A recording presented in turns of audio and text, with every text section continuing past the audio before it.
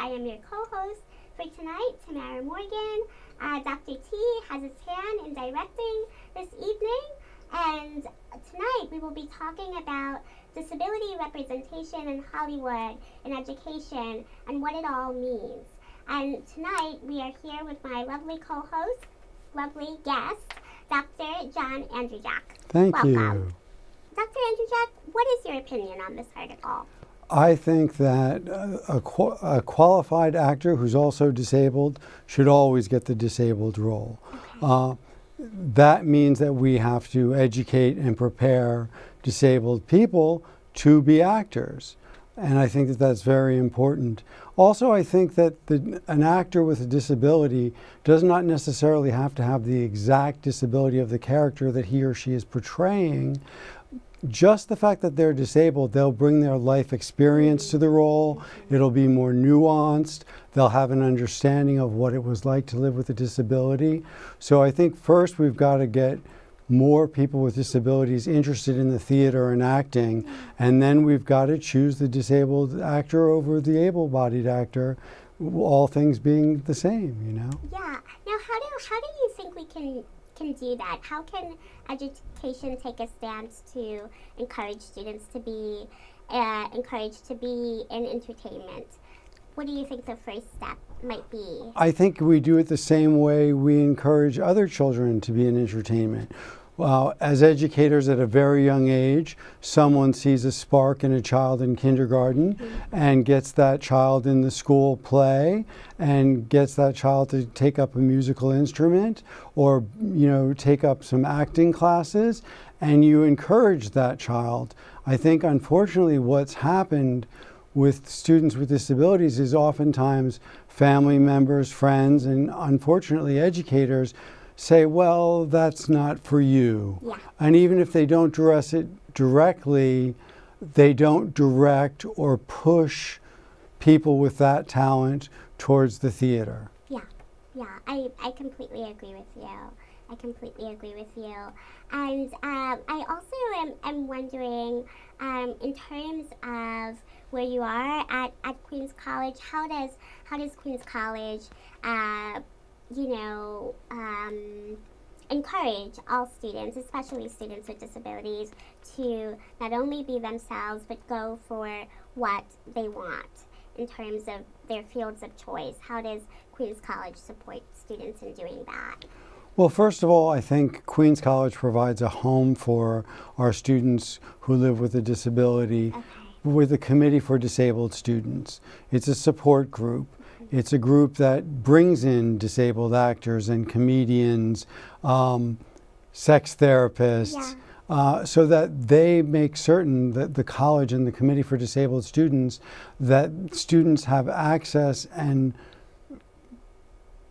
really just access to people who are successful in many fields who are disabled. Yeah. Many students, such as students on the spectrum, are very, very lonely at college. And so Queens College has a support group for students on the spectrum. So fantastic. It goes beyond giving them extra time to take a test or a quiet place to study or maybe a room without fluorescent lighting. It goes to support.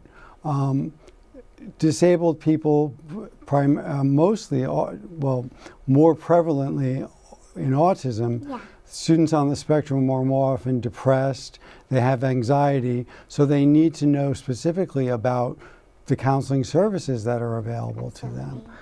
And they need to see themselves represented. 9% of college students are disabled. Unfortunately, 77% of all community college websites did not feature a disabled person at all. Wow. And 80% of all college websites only featured Caucasian, able-bodied students. Yeah.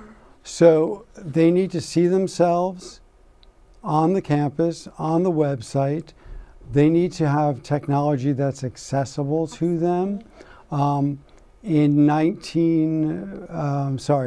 2015, there were 751 lawsuits against companies because their web business was not accessible to people with disabilities. Wow. Flash forward to 2017, October of 2017, 8 lawsuits against colleges in New York City alone for having websites that were inaccessible to people with disabilities. So we've got to do a better job. Absolutely, absolutely. Getting back to Hollywood and the other article, this article says 2% of characters portrayed on television are disabled. Mm-hmm. But other articles say as little as 1%. Yeah, I would probably say the latter is probably true. And I think that it's probably even 0.5% when you say this is not a TV show about a disability.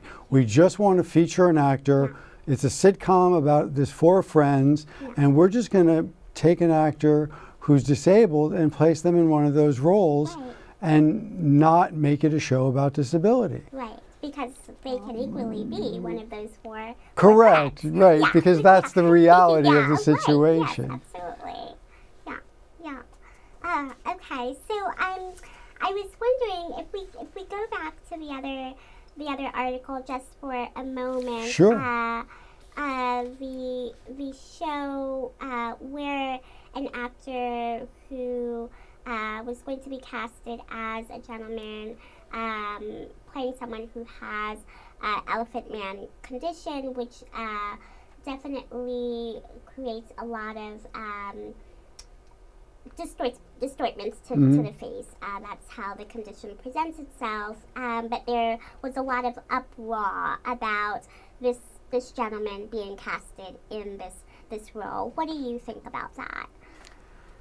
I think, if you have a qualified disabled actor, as I was saying prior, even if the disability is not exactly the same, and until we start encouraging more people with disabilities to be actors and preparing them, there's not going to be many disabled actors.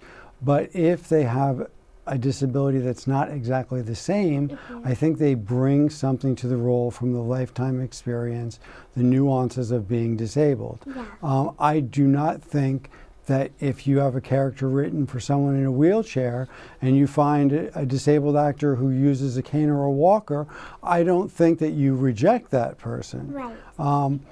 So I think that, yes, disabled people, whenever possible, should play disabled roles.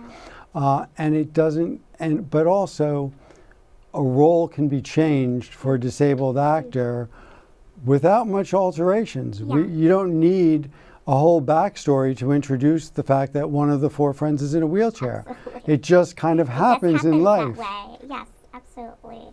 And I'm also wondering, just from the other side of it, I do wonder as well, like would this feature be put on hold? Is it realistic to say that something should be put on hold until there is a individual who is more fit for this role? Should this production be put on hold until that happens, or not? I think I feel kind of iffy about that, because I'm sure this gentleman has gone, put his years into his acting career, and should also have the opportunity to play whatever role that he feels, he can play as well.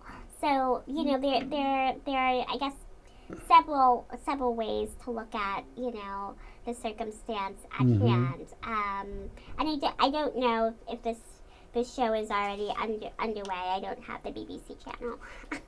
Well, I'll put it to you this way. I think that if the choice is between portraying a disabled person on screen or in the theater and not having the production that features a disabled person, I would say move ahead with the production, even if you can't find a disabled person. Because that would be the ultimate injustice, is to say, we couldn't find somebody with a wheelchair for this role, so we wrote it out of the script. I think, we need to start featuring disabled people, and if we can't find someone with that disability, then I think it's okay to use an able-bodied actor. I would agree with you as well. I think another area that I'd like us to discuss a little bit more too, if we can, is just the effort that you have to put in Yes. to any field when it is a passion of yours. It won't happen overnight. You have to work hard for it.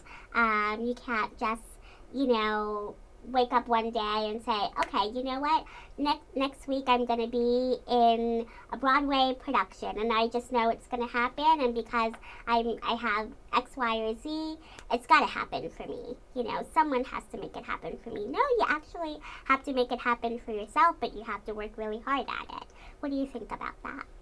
I absolutely agree. I don't think somebody should get a role if they're not prepared for that role, Absolutely. disabled or not. I think that it reminds me of what we always say, my wife and I, about our son who's on the spectrum, which is we expect the exact same things of him that we would expect of any 7-year-old. We just provide the support necessary for him to achieve it. So I think that we expect disabled actors to put in the same time, get the same education, but in order for them to do that, we have to provide the support educationally for what they need. Dr. T was talking about theaters not being accessible. Right. So we've got to make it so they can get to work, they can get the education that they need, and then at a certain point we will be able to demand the same qualifications of a disabled actor as we do of an able-bodied actor. But I think we're not doing our jobs to encourage and educate students in many fields, disabled students. Yeah. And that's where it's got to start. Parents can't give up on a child. Absolutely. Educators can't give up on a child. And not discouraging them is not enough. Yeah. If a child has an interest, whether it be music or theater or to go into a STEM major, then the parents have to see that spark, and the teachers have to see that spark at an early age and encourage it. Yes. Because not encouraging it sends a very powerful statement. Oh, absolutely. I completely agree. And thank you. Thank you, everyone, for tuning in. Thank you, Dr. T, for having me on. And thank you, Dr. Andrejack, for being on with us. Thanks. It's always a pleasure. Yes, likewise.